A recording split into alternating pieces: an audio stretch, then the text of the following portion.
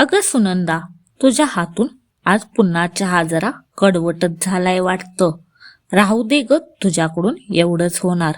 माझी लहान सून सायली असती ना, तर तिने माझ्या आवडीचा चहा कधीच असा केला नसता. घड्याळात सकाळी 9 वाजले होते आणि नारायणपूरच्या त्या मोठ्या वाड्यात आनंदीबाईंनी नेहमीप्रमाणे चहाचा कप हातात घेताच तोंड वेडेवाकडे केले. शेजारीच उभ्या असलेल्या मोठ्या सुनबाई म्हणजेच सुनंदाचे डोळे पाणावले. सुनंदा पहाटे 5 वाजता उठली होती. सडा सारवण करून देवाचं नैवेद्य आटोपून सासू सासऱ्यांचा चहा नाश्ता आणि शेतात जाणाऱ्या मजुरांचे जेवण बनवून तिचे कंबरडे मोडले होते.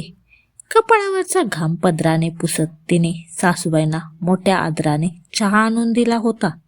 पण आनंदीबाईंचे समाधान झाले नव्हते. चहावरून सुरू झालेला आनंदीबाईंच्या टोमण्यांचा तो तोंडी पट्टा आता हॉलमध्ये ये जा करत सलग 1 तास नॉनस्टॉप चालणार होता.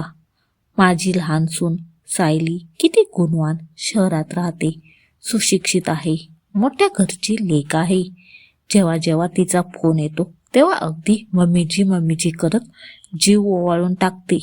दिवसातून 3दा फोन करून माझी विचारपूस करते. मागच्याच महिन्यात तिने शहरातून माझ्यासाठी 5,000ची पैठणी पाठवली. फोनवर किती गोड बोलते ती. आणि तू 24 तास माझ्या डोळ्यासमोर असतेस, माझी सगळी सेवा करतेस, पण तुझ्या तोंडातून कधी सायलीसारखा प्रेमाचा एक गोड शब्द निघत नाही. फक्त मुकाट्यानं नोकरासारखं काम करायचं आणि रडके तोंड करून फिरायचं. सायली 6 महिन्यातून एकदाच येते, 2 दिवसांसाठी. पण तिच्या येण्याने घराला जे घरपण येतं ना, ते तू 10 वर्षात या घरात असूनही आणू शकली नाहीस. सुनंदा डोक्यावरचा पदर नीट करत मुकाट्याने सासूबाईंचे हे सगळे तीक्ष्ण शब्द सहन करत उभी होती. तिचा नवरा राहुल गावातच शेती सांभाळायचा, त्यामुळे ती गावात राहून सासू सासऱ्यांची दिवस रात्र मनापासून सेवा करायची. पण आनंदीबाईंच्या तिच्या या रोजच्या कष्टाची आणि घामाची किंमत नव्हती. त्यांच्यासाठी शहरातून येते येणारे ते गोड फोन आणि महागडे गिफ्ट्स जास्त मोलाची होती. अखेर 6 महिने संपले आणि लहान मुलगा अमित व लहान सून सायली 2 दिवसांच्या सुट्टीसाठी गावी आले. दारात मोठी गाडी येऊन थांबताच आनंदीबाई उत्साहाने धावत बाहेर गेल्या. सायली गाडीतून उतरली. तिने महागडा गॉगल काढला आणि आनंदीबाईंच्या गळ्यात पडत म्हणाली, ओहो मम्मीजी, I miss you so much. बघा, तुमच्यासाठी शहरातून हा लेटेस्ट ब्रँडेड स्मार्टफोन आणलाय. आनंदीबाईंचा आनंद गगनात मावेनासा झाला. त्या सुनंदाकडे बघून गर्वाने म्हणाल्या, बघितली का लायकी, याला म्हणतात सून. काही न सांगता सासूच्या आवडीनिवडी जपते. पण सायली वाड्यात आल्यावर आनंदीबाईंच्या अंधविश्वासाला पहिला धक्का अगदी हळूच बसला. दुपारच्या जेवणाची वेळ झाली होती. सुनंदा स्वयंपाकघरात उन्हातानात राबत होती. आनंदीबाई हॉलमध्ये बसल्या होत्या. सायली सोफ्यावर पाय लांब करून बसली होती आणि फोनवर मैत्रिणींशी मोठ्याने हसत गप्पा मारत होती. आनंदीबाईंना तहान लागली म्हणून त्यांनी हळूच आवाज दिला, सायली बाळा, जरा पिण्याचं पाणी देतेस का ग? सायली फोनवर बोलण्यात इतकी मग्न होती की तिने सासूबाईंच्या आवाजाकडे पूर्ण दुर्लक्ष केले. आनंदीबाईंनी 2दा 3दा हाक मारली तेव्हा सायलीने तोंड वेडेवाकडे केले आणि हळू आवाजात चिडून म्हणाली, मम्मीजी, मी फोनवर बोलतेय ना. सुनंदाताईंना सांगा की त्या काही करत नाही येत आतमध्ये. सायलीचा हा कोरडा आणि चिडका सूर ऐकून आनंदीबाईंना थोडा धक्का बसला. फोनवर नेहमी हो मम्मीजी करणारी सायली प्रत्यक्षात इतकी सहज चिडते याचे त्यांना नवल वाटले. पण त्यांनी शहरात राहते, थकली असेल म्हणून स्वतःची समजूत घातली. दुसऱ्या दिवशी सायंकाळी आनंदीबाईंना देवघरात लावण्यासाठी कापसाच्या वाती हव्या होत्या. सायली त्यांच्या खोलीतच बसून लॅपटॉपवर काहीतरी पाहत होती. आनंदीबाई म्हणाल्या, सायली बाळा, जरा 2 वाती वळून देतेस का ग? देवाला दिवा लावायचे. सायलीने कपाळावर आठ्या आणल्या आणि म्हणाली, ओहो प्लीज मम्मीजी, मला हे वाती वळण वगैरे जमत नाही. माझे हात खराब होतात आणि मला त्याचा वास अजिबात आवडत नाही. तुम्ही सुनंदाताईंनाच सांगा ना, त्या गावच्या आहेत, त्यांना सवय आहे या सगळ्यांची. सायलीचे हे शब्द थेट आनंदीबाईंच्या मनाला लागले. ज्या सुनेच्या सुशिक्षित असण्याचा आणि गोड बोलण्याचा त्या वाड्यात तोरा मिरवायच्या, ती सून साध्या 2 वाती करायलाही नकार देत होती. तितक्यात मोठा मुलगा राहुल शेतातून काम करून घरात आला. त्याने सायलीचे हे बोलणे ऐकले. राहुलने गंभीर होऊन सायलीला विचारले, सायली, आईने फक्त 2 वाती करायला सांगितल्या होत्या, त्यात हात खराब होण्यासारखं काय आहे? गावातल्या आणि शहरातल्या संस्कारांमध्ये एवढा फरक असतो का? सायलीने राहुलला उलट उत्तर देत म्हटली, भाऊजी, आम्ही शहरात राहतो, तिथे रेडीमेड वाती मिळतात. इथे गावातल्यासारखं काम करायची आम्हाला सवय नाही. राहुल काही बोलणार तितक्यात सुनंदाने शांतपणे तिथे कापूस आणला.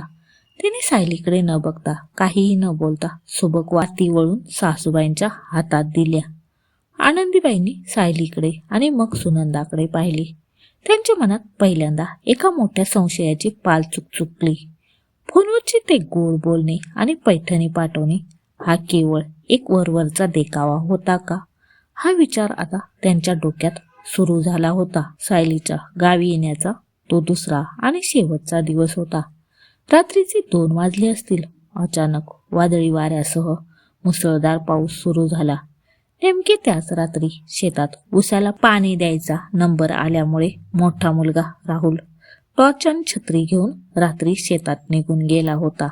घरात फक्त आनंदीबाई, सुनंदा आणि दुसऱ्या खोलीत अमित, सायली होते. त्याच गडद अंधारात आनंदीबाईंच्या खोलीतून विव्हळण्याचा मोठा आवाज आला. सुनंदा नेहमीप्रमाणे सावध होती. ती धावत सासूबाईंच्या खोलीत गेली. सासूबाईंची तब्येत अचानक खूप बिघडली होती. त्यांना तीव्र उलट्या आणि जुलाब सुरू झाले होते. असह्य वेदनेने आणि अशक्तपणाने त्या खाटेवरच बेशुद्ध पडण्याच्या अवस्थेत होत्या. त्यांची पूर्ण खाट आणि खोली घाण झाली होती. राहुल शेतात असल्याने सुनंदावर मोठी जबाबदारी होती. सुनंदाने कसलाही विचार केला नाही. तिने स्वतःच्या हाताने सासूबाईंची सगळी घाण साफ केली. त्यांचे कपडे बदलले, त्यांना गरम पाणी दिले आणि त्यांना घरातील औषधं दिली. पाय दाबू लागली. सासूबाईंना धीर देत ती म्हणाली, आई, घाबरू नका, राहुल शेतात गेलेत, मी अमितला उठवते. तिने धावत जाऊन सायली आणि अमितच्या खोलीचा दरवाजा ठोठावला. सायली, अमित, जरा बाहेर या, आईची तब्येत खूप खराब आहे. राहुल पण घरात नाहीत, ते शेतात गेलेत. आपल्याला डॉक्टरांना बोलवावं लागेल. दाराआडून सायलीचा अतिशय तुच्छ आणि कोरडा आवाज आला. सुनंदाताई, मला या सगळ्याची खूप ॲलर्जी आहे. मला उलट्याचा वास अजिबात सहन होत नाही. माझे डोके दुखू लागते. आणि राहुल दादा शेतात गेलेत तर त्यांना फोन करून बोलवून घ्या ना. आमची उद्या सकाळी लवकर शहरात जाण्याची ट्रेन आहे. आम्हाला झोपू द्या.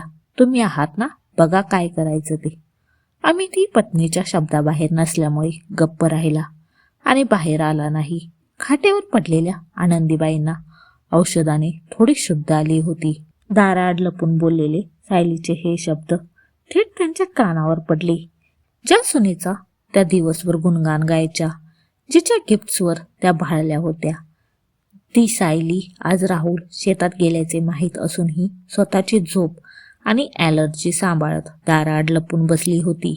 आणि ज्या सुनंदाला त्यांनी तासभर नॉनस्टॉप टोमणे मारले होते, ती सुनंदा स्वतःची घृणा बाजूला ठेवून नवऱ्याच्या अनुपस्थितीत एकटीच त्यांच्या सेवेत रात्रभर डोळ्यात तेल घालून बसली होती. आनंदीबाईंच्या डोळ्यातून पश्चातापाचे अश्रू वाहू लागले. सायलीचा खोटा मुखवटा आता त्यांच्यासमोर पूर्णपणे उतरला होता. सकाळ झाली. मुसळधार पाऊस थांबला होता आणि सूर्य वर आला होता. रात्रभर शेतात पाणी देऊन थकलेला राहुल कपडे चिखलाने माखलेल्या अवस्थेत वाड्याच्या दारात पोचला. पण तो आत येण्यापूर्वीच अमित आणि सायली आपल्या महागड्या बॅगा घेऊन घाईघाईने खोलीबाहेर आले होते.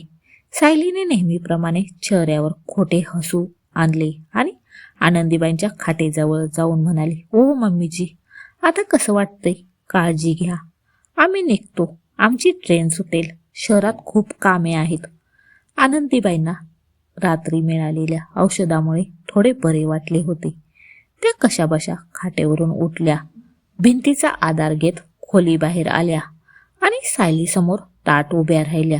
त्यांच्या चेहऱ्यावर आता सायलीबद्दलचे जुने कौतुक नव्हते, तर एक तीव्र संताप आणि दुःख होते.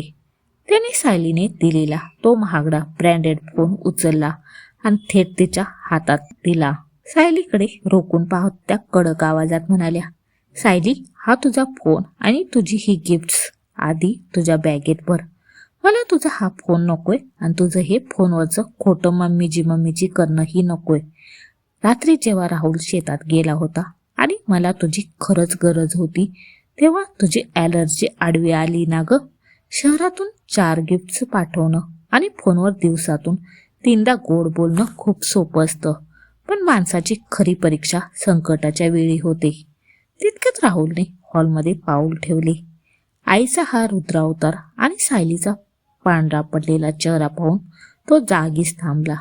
आनंदीबाई पुढे म्हणाल्या, ज्या सुनंदाला मी रोज सकाळी चहावरून तासभर उभं राहून टोमणे मारायचे, जिच्या माहेचा उद्धार करायचे, तिने काल रात्रभर तू दाराआड लपलेली असताना माझी सगळी घाण स्वतःच्या हाताने साफ केली.